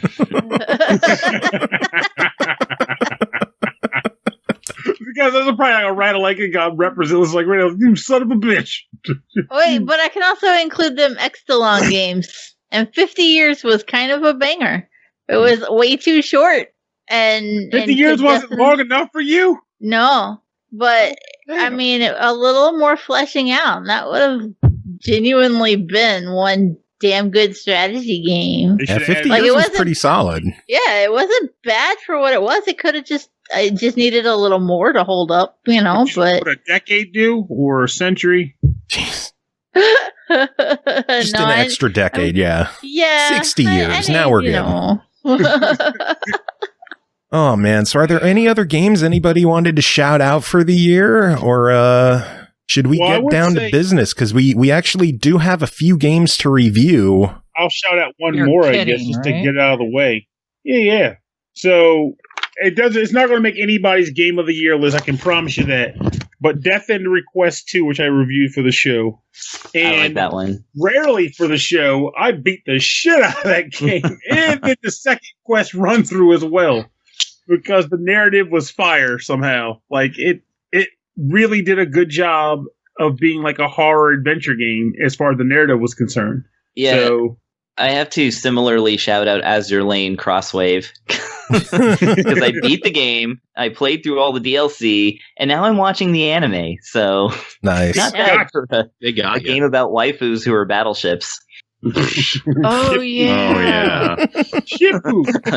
They're booby ships. I'm gonna go get more booze. I'll be back. Big booty battleships. Very much so. I know I briefly mentioned this before, but I will take this opportunity to mention Gunfire Reborn again, mainly just because I looked at the page for Steam, and it's on sale for like $10. Nice. Nice. I'll have to look that one up. It's cool. It's a roguelike FPS RPG kind of thing. It's cel shaded, but it's fictiony. You play as either like a cat or a dog or a bird, but they're cool. It's fun. All of the other games that I really dumped time into for the year, I didn't even realize I have 70 hours of this on record. Wow. And it came out in May, the end of May. Yeah. So I can't say that I've dumped as much time into an indie game in quite a while. So, but I will say that I do really want to check out Hades, because a lot of people have been talking about that. So yeah, I'm in that boat. I'm torn between whether or not I want to try to play it very, very soon, or if I want to not play it soon, so that when we do Tim's thing, I can say game I missed was Hades. What the fuck? There you go. I hope Hades hits more platforms. I think it will. It's done very well. Yeah, all in due time. The thing about it is, am I wrong and am I misremembering in that the game didn't even have a hype buildup? It was just here's this new game we've got. Yeah. Well, it was on early access for 2 years on Epic, and then it was coming out. It's out. Here it is. And it was oh, that thing that's kind of been simmering is now out. Oh, and it's on Switch. And I had not heard word one about it until it was out on Switch. I was shocked as hell, and I was like, oh, but I like the theme. Sold. Yeah. I mean, it was on my radar because I like Supergiant. But But yeah, it was a bit of a shocker when it was like just suddenly like, oh, here it is. Yeah, I just hope Supergiant shows some love to Xbox. They've avoided Xbox this entire generation. Like we got the Bastion. No, we didn't get Pyre, we didn't get Transistor on Xbox. We got the Bastion re-release, and that's it. Well, aren't they on backwards compatibility? Which ones? The Bastion and Transistor. No. They didn't come out for 360. Bastion did, because I played it on 360. Yeah, but Pyre and Transistor didn't. Yeah, okay. I can't keep track, because Pyre didn't make it to Switch either. I didn't realize Pyre didn't make it to Xbox. No. Yeah, the other two Transistors, they're weird sometimes with where they put games. Yeah, I don't know. Hopefully Hades shows up everywhere. They spread the love. If it's winning all these awards, put it everywhere. I do want to mention this game real quick, too, because it deserves to be mentioned horribly somehow. It's because it just happened on the Switch. It's been like, I saw it show up on the list like a week ago. Oh, here it comes. What? Where it comes what? Dicey Dungeons. No, I love Dicey Dungeons. This is a game I think is bullshit. I like that game a lot too, actually. It's called Isolation Story. And apparently the plot is Virus 19 has ravaged the world, taking a citizen and living in 7-day quarantine inside of lockdown city. It is a life sim style game where you buy supplies, avoid people, and manage your sickness using the new GOV phone. phone. Jesus. All right, Chris Taylor, you got to see if Goodpaster did a review on that one. Who did? Got to see if Joshua Goodpaster did a review on that one. I hope on it. It's a unique experience, not like our own. It's a unique experience. What is it? What is it called? Isolation Story. All right. No, my lord, we have problems. It has not been reviewed. It has not. Oh man! All right. Send him an anonymous message and ask if he can. Yeah, bring it to his attention. Tell him you believe it is a unique experience and that he should check it out and get his opinion on it. Yeah. Raider Biz, are we looking for a unique review again? Yes. We are always looking for unique reviews. Unique experience. But yeah, I have a feeling if we don't wrap this up, we're just going to keep talking about games all night. So is there anything else anyone wanted to talk about? Or are we going to get Summy out of here and review 3 friggin' games because we can't go one episode without reviewing shit? I want to give my. I'm just gonna go to sleep. I thought we were just gonna. Yeah, I'm up for passing out. All right, so Jacob, you're heading out. You have any final words? There it is. No. Okay. Aki, are you heading out? How profound. I can stay. I don't mind. I mean, you don't have anything to do, so. Jacob's I never cause trouble. All right, Tim Ekkebus, are you going to hang around or are you heading out? No, I'm going to fucking sleep. Do you have any final words yourself? No, just it was a good year. I had more reviews this year than last year. My most reviews in a year for the show ever. So, yay! Yay! You should be proud of that, actually. I am. Well, it is in the course of. I think it was 55 reviews, which I know isn't the most, but that's more than one a week. And what was a thing to do while everything else in the world was crumbling around. So, yay! Thank you. I'm glad I was your backup plan.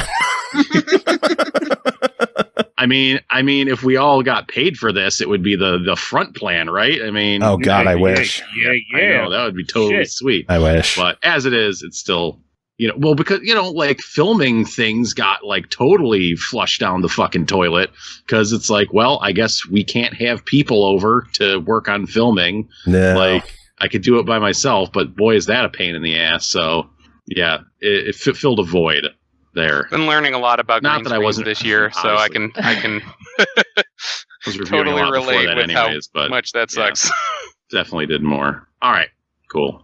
All right, have yourself a good one, Tim, and we will talk to you next year.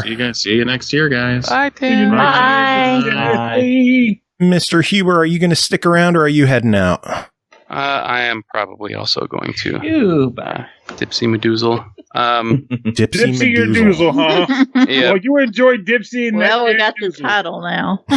Well, before I go, if you don't mind humoring me, I do want to say some stuff. I am really appreciative that you guys have still kept this going, man. I know that with everything that's going on, I'm glad that I was able to hop in and at least do this one with you guys. But come visit more often. We miss you. Well, and I obviously specifically want to thank Joe again specifically for coming down and giving me my really, really extremely early Christmas present. Because a lot of people chipped in for that. I'm just happy you got to play Animal Crossing, dude. I seriously all you guys. I really want to thank you guys because it helped more than you guys really could even know. So thank you, seriously. Good man. Good words. Yeah. Love you guys. Seriously. And also shout out to Root Beer's My Jam, who dropped $2.09 in bits so that we could buy Horus on Switch, which is on sale for $2.09. So George, I've done. Drop it bits. It's a cute game. Horus. Play it. Yeah, all right. Well, adorable. Kris Huber, we will let you get going. Visit us more often. Absolutely. And I will say too, before I go, I will start the download for Minecraft Dungeons so that we could fuck around with that. So nice. You let me know when you're. I mean, tonight's probably shot. So just hit me up tomorrow. Sounds good. Take it easy, Kris. All right. See you guys. Later. Bye. All right, everyone else, we got shit to do. We got 3 games to talk about tonight. Only 3. 3 whole games. 3 whole games. It's a massive, massive load tonight.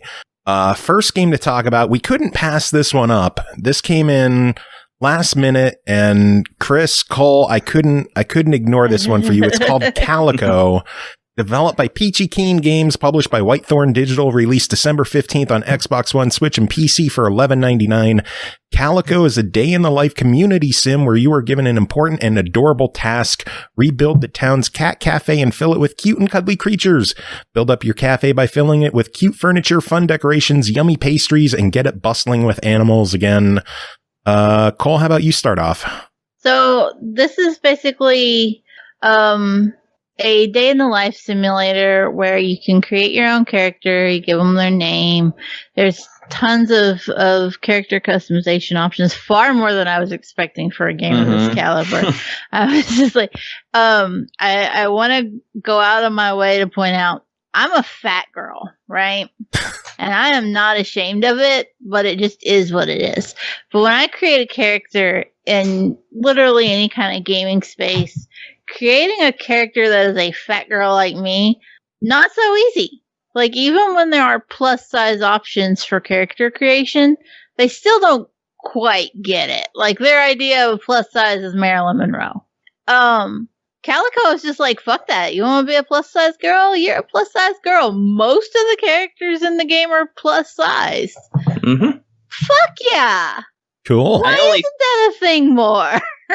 It's funny because I only found one male presenting character in the whole town, the Heart Town, and he looked like Joe, but with a bunch of flowers in his beard. Yeah, Poppy. Yeah. Give me a screenshot. I'll get to that though in my part. I can't. There's actually a character sheet because you need to interact with the NPCs in town. It's in a life sim. You own a cat cafe. You got to interact with people in town. Do the quest for them. It's all very simple. You don't need me to tell you this. If you look at any trailer, you're like, yeah, I know exactly what kind of game this is.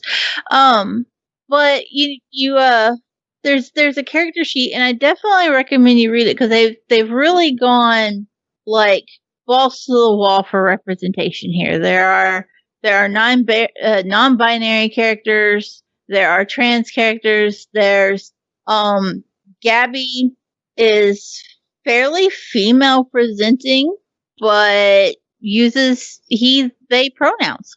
So it's really interesting how they've just built out this entire town of NPCs that are a variety of different characters that we don't typically see in games. And when we do see them, it's usually like hyped up, like, ta-da, this is the trans character. And this game is just like, no, it's there. It's in their sheet, but we don't need to like ham-fist it down your throat. It's just, you should accept that that's who they are. And it was great. Like, I didn't even realize some of the things about the different characters. Like, I caught on they were using certain pronouns with different characters, but it didn't register anything until I full on went to the sheet and was like, oh yeah, that character's dressed in a witch's dress, but uses he pronouns. That's pretty cool. I really appreciate the way that they like built it all out, right? Like, there's a lot to be said for that, because that's not the kind of representation we usually see in games. No. So it was very nice. The art style for Calico is definitely one that kind of has to grow on you. Talking about the art for the game was my number one concern, because this is not an example of what I look to when I'm looking for good game art. And yet somehow I don't hate it. At least there's no anime chins. And so I was immediately like, whew. Dodge the bullet. At least I can say that it's one of those things where like it gets prettier the more you look at it. But there's also, the more you look at it, the more you're like, that is some quirky shit. There's a lot of graphical oofs going on, if you will. Like, trees just clip through hillsides and nobody fucking cares. There's an odd quirk where it kind of looks like they just use the texture fill for the stairs, and so the texture moves as you're moving. And yet somehow all these weird things that I would pick apart in a more polished game and would be like, fuck, what were they doing? I look at it in Calico and I'm like, yeah, it just kind of adds to the charm. It's just part of it. I don't know. It feels in place, even as weird as it is for something that I would normally bitch about. I'm not sure if Kris is laughing at me, so I don't know if he's going to agree with that. I'm laughing at different things. Okay. And also, Kris is drunk too. Well, like, okay, so actually I just sent Joe a picture, and this is a perfect example of one of the things that I have like kind of a problem with in this game. So I tried to go and take a picture of the guy with the beard with the flowers in it. Poppy. Poppy. But he runs a shop with Lily, I guess. That's his daughter. And the thing is that the game will sometimes give characters the exact same behavioral instructions. So the entire day they will move around like with their graphics literally mushed together. Yeah. And that is what's happening right now. I'm sitting here staring at Poppy and Lily being the same character and just kind of being this horrible nightmare mesh. So there were definitely a lot of issues that went on as far as like the programming side of things went. I would have issues with characters who would be walking down the street, but they weren't walking, they were kneeled down working in a flower bed. And so like they were just scooting across the world on their hands and knees. And then one instance there was a character just walking through the trees, just way up there. And I only know this because eventually you unlock a broom and you can fly around, or you can use a potion to make the animals fly. And I was flying and I was just like, why is Ash walking along the treetops? And then at the same time, I just kind of shrugged and was like, at this point, that's just where we are in this game. Yeah, if you start to fill up your cafe with animals, which, by the way, I do want to mention something about the cafe in a little bit, but those animals will just start doing things like just clipping through, like sometimes they'll follow you outside, but they'll go through the wall.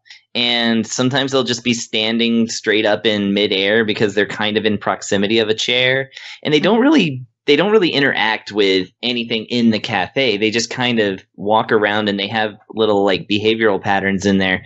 Sometimes the cats will lay on the tables and stuff. Yeah, actually the one thing that does delight me. Okay, so I guess I'll get to the cafe part right now. So you own this cafe, and I was like, okay, so it's gonna be like Little Dragon Cafe, where you have to like learn recipes and like do things to get more customers and then get more money. And then with the money, you kind of get more resources. And turns out that's kind of not the case at all. I don't know where you make money in this cafe because I have like 10 recipes now, and I've made every single one every single day, and I only get money from quests. And I have you put them in the tray so that they're in the display case? Yes. Okay. When you'll only make money when the characters go to your cafe, and that's only at certain times, and also it's bugged, and they don't always buy. Do they actually give you money? So they would actually, but I did have I did see where some people were saying that there was a glitch where if there were more than 2 of them there, you wouldn't get paid. I didn't have any issues. Like, I could look up while I was doing other things and see my money going up. And like by the end of the game, I had well over $30,000, and it was still Well, then you're not getting the same bugs I am. Yeah, because I've been working very hard for my no money. I actually had, for all intents and purposes, I did have a game breaking bug. So it just wasn't that I couldn't get money. It was that early on, Ash gives you a quest where you need to collect 7 bunnies that are different colors. They've used their magic to spawn these bunnies, and you need to catch them. Okay. And there's a white fence, and you need to put all 7 bunnies in the white fence. There's a later mission where you need to have Ash speak to the construction cat so that they'll clear out of the way so that everybody can get back into the city. Yeah, I've got a thing to say about that quest pretty soon. When I did that, it glitched and it froze, and my game, I had to dashboard it. Well, okay, yeah, that's what I did. It only saves when you sleep, and it only saves when you hit save. So I backtracked and lost a ton of progress because I hadn't saved in a while. Me too. Which sucks for all intents and purposes. It does. It just sucks. But it's easy enough to get back to what you were doing. Except for, despite all the other progress that was lost, for some reason, it rolled back my game to before I triggered the bunny quest. But the bunny quest was still active and said 5 out of 7. And there are no bunnies. All the bunnies are gone. And the bunnies will never come back. So Cole broke the game. Yeah. Oh, she killed off the entire species. And extra hard. And that happens a lot. Like, yeah, and like, okay, so there's basically like about this game. It's one of those things where it's one of the biggest examples, I think, of a AAA like amazing idea hitting the indie wall, like, or the indie ceiling, like really hard. Mm-hmm. So like the fact that you can take a Calico, or I don't know if he's a Calico, but Pudgems, the fat cat, and use a potion on him to make him large, and then use him as an epic mount to get through the game. Like, just something like that alone. And, you know, the representation, of course, all that. I really love how the characters interact. Like, there's so much I love about this game, but it's kind of like, oh, if this would have been made by a bigger studio with, you know, more people and more, like, you know, people making it tighter and better and less glitchy and stuff, this would be such a great game. It's like, it kind of makes me frustrated that so many good ideas are going into this thing that is like floaty and glitchy, and there's no fast travel, there's no on-screen map, there's no way to tell what direction you're going except to walk and then check. There's a map, but there's no compass. Yeah, your character is a circle on the map, so if you start walking in a direction and then check the map again, then you know what direction you're going in. Yeah. And it's like, you know, also it's weird, like the only option in the game is to invert y-axis, which is fine, except that weirdly it's like invert camera up and down, but if you have it unchecked, then it's actually inverted versus anything else. And you can turn up camera sensitivity. You can't remap the buttons to where A is talk to people and B is, you know, something else. Like, it's B confirms and A denies. So they've got PlayStation controls in this Nintendo game. And, like, just different little things like that, and as well as the great big things of, like, you know, it's a game that's more focused on side quests than it is actually taking care of your cafe. And it's like supposed to be relaxing, but at the same time, it's like they're flinging you all over the map just to do like little side quests. And, you know, I'm sure that's relaxing and stuff, but like I kind of really wanted more out of the sim part of this. Like, I don't know. Like, I think like I'm like feeling the opposite of Cole in that like I'm more critical of it because I like the idea so much and I wish they were in a better working package. Yeah. Well, it's only $12, so I need a verdict. Yeah, exactly. Let me hear what you think. I definitely can agree that I wish it worked better. I do know there are patches coming. It's already on PC. Everybody else is waiting for certification. I saw the patch list. Most of the shit I complained about, even my missing bunnies, are on that patch list. I can definitely get what Kris is saying. I found that I just kind of like relaxed into the game and it was like, I don't care if it fucks up. I'm just going around playing with these goofy animals. When you find some of the like really out there weird ones, you can't help but just get a little tickled by it. Look, I had a sparkling raven on my head with its wings flapped out as I was running around. That's one of the ideas I absolutely love, is that you can wear any animal as a hat. Yeah, that's how you store an animal, is you put it on your head. And I was like, it's so ridiculous. And yet I'm fucking into it. And I'm just here and I'm giggling and I looked forward to playing it more. And then today I remembered, I was like, oh, but I beat it all except for the glitched bunny game. And I can't even play it anymore right now. So I was disappointed. But I mean, if they're working on it, kudos to them. I hope they get it smoothed out a little more, but I can understand I want more from it. No. Well, I asked for a verdict. You still didn't give me one. I don't care. I have opinions about this game. and I think it goes with a try it. I think you have to really decide if you're the kind of person who can overlook the oof to get the actual like quirky joy out of it. Yeah, I'm gonna say it is $1 million game in a $12 game.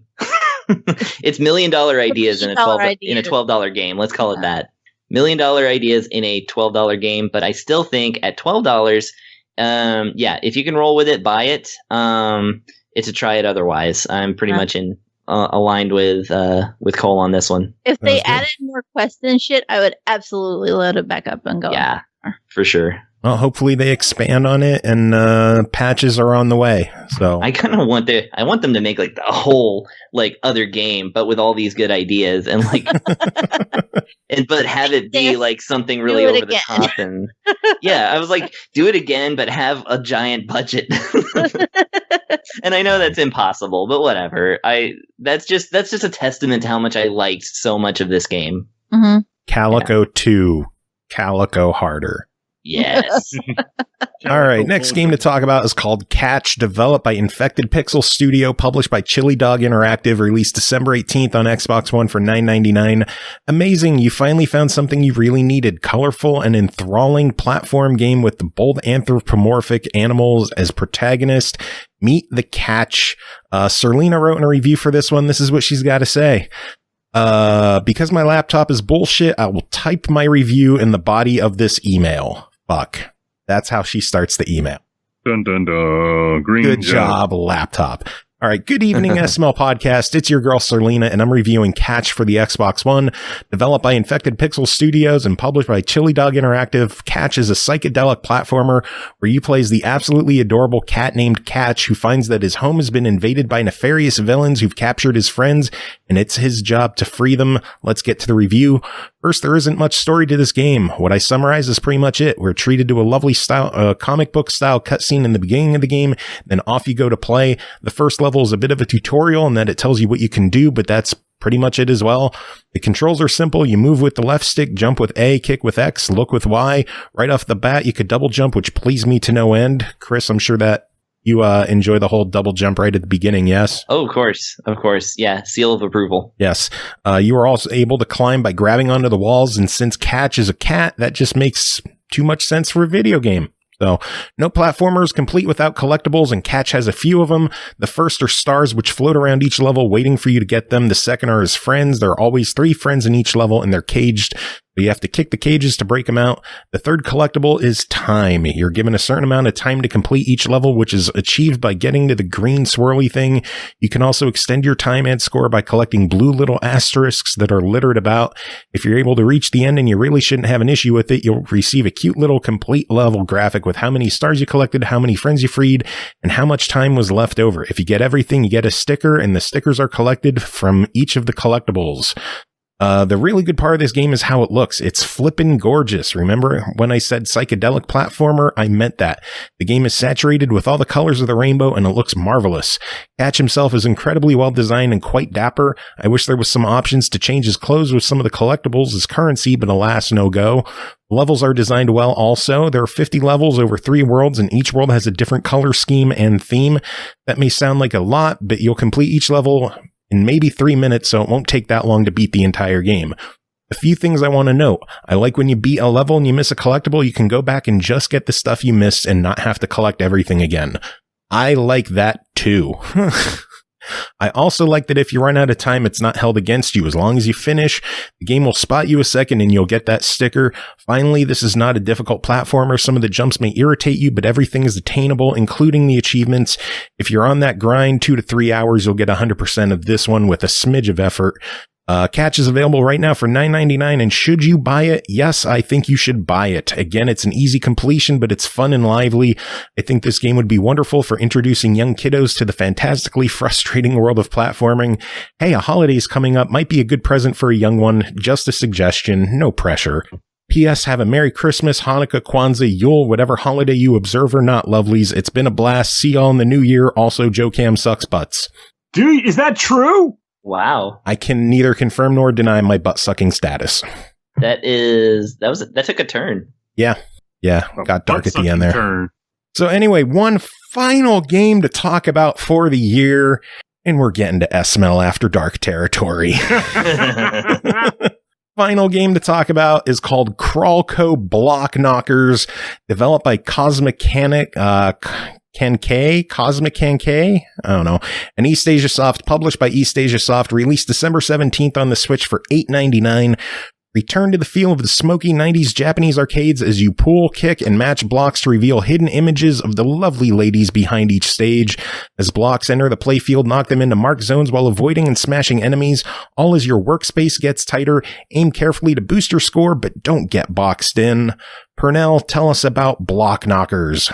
Well, it's kind of funny that the game kind of gives you this stupid narrative of like you're a guy working in a warehouse factory, like a little lizard man. No one cares about that. But the actual gameplay is where it's at. And this is another one of those cases where I was expecting the game to kind of be more of a jokey vibe. Like, let's laugh at this game for a little bit. But lo and behold, it's actually kind of fun.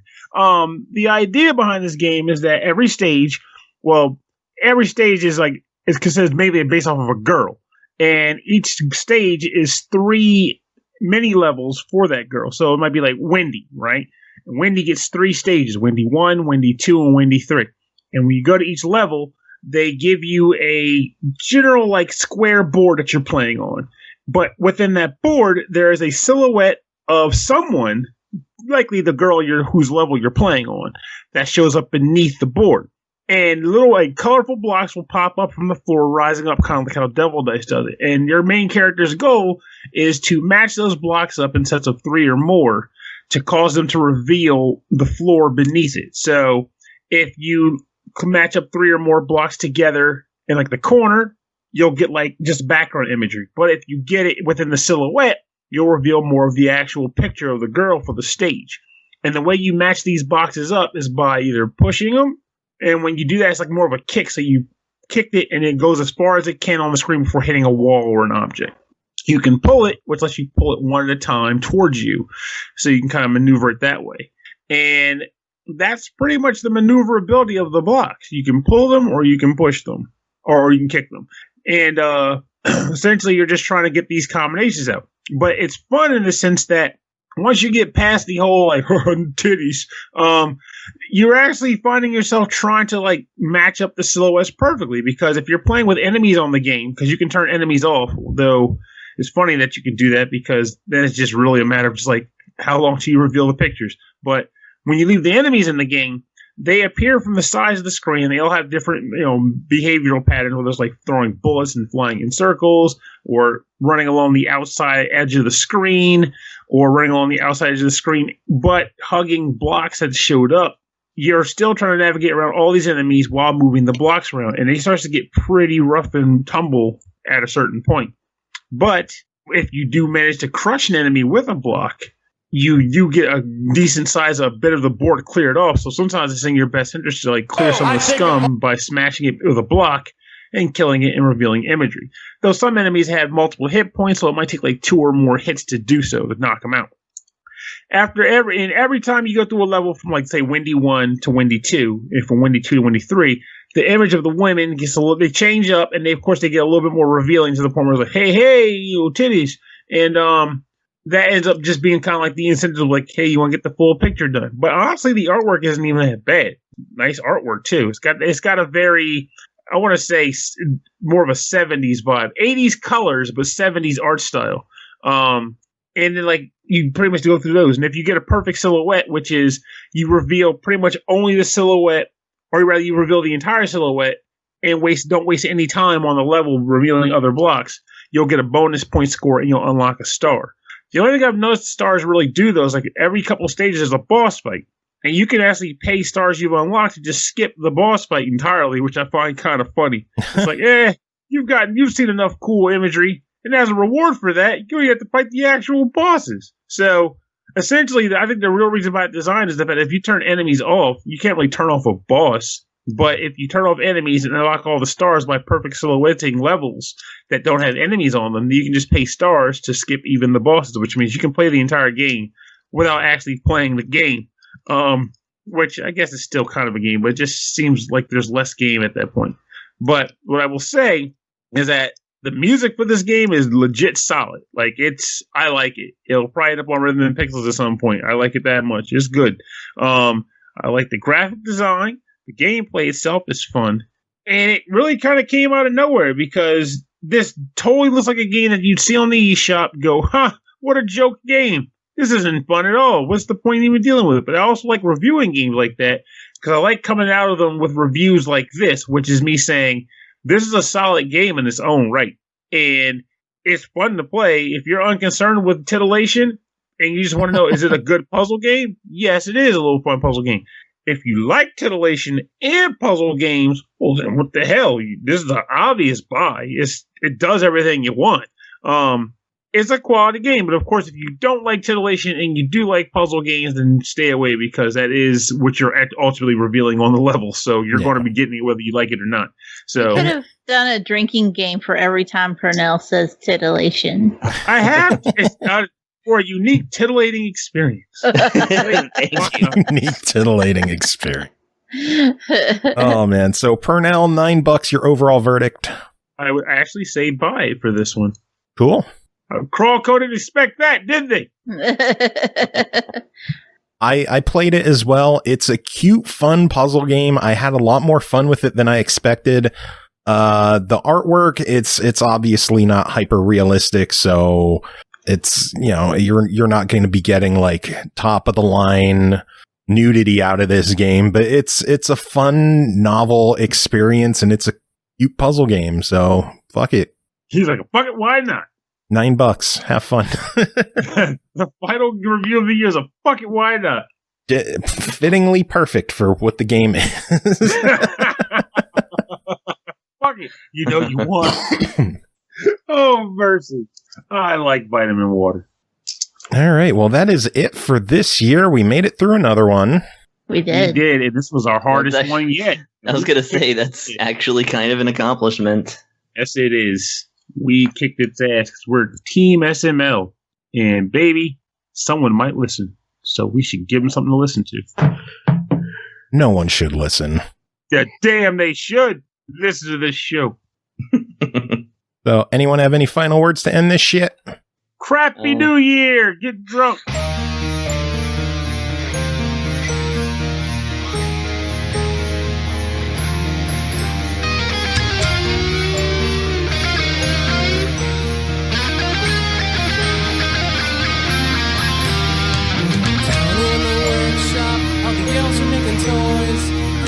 Gentile girls and the good Gentile boys. The boss busted in, nearly scared him half to death. Had a rifle in his hands, cheap whiskey on his breath. From his beard to his boots, he was covered with ammo, like a big fat drunk, disgruntled Yuletide Rambo. And he smiled out and said, with a twinkle in his eye, Merry Christmas to all, now you're all gonna die. The night Santa went crazy, the night Saint Nick went insane. Realized he'd been getting a raw deal, something finally must have snapped in his brain. Well, the workshop is gone now, he decided to bomb it. Everywhere you'll find pieces of Cupid and Comet. And he tied up his helpers, and he held the elves hostage. And he ground up poor Rudolph into reindeer sausage. We got Dancer and Prancer with an old German Luger. And he slashed up Dasher just like Freddy Krueger. And he picked up a flamethrower, and he barbecued Blitzen. And he took a big bite and said it tastes just like chicken. The night Santa went crazy, the night Kris Kringle went nuts. Now you can't hardly walk around the North Pole without stepping in reindeer guts. There's the National Guard and the FBI. There's a van from the Eyewitness News and helicopters circling round in the sky. And the bullets are flying, the body counts rising, and everyone's dying to know, oh Santa, why? My, you used to be such a jolly guy.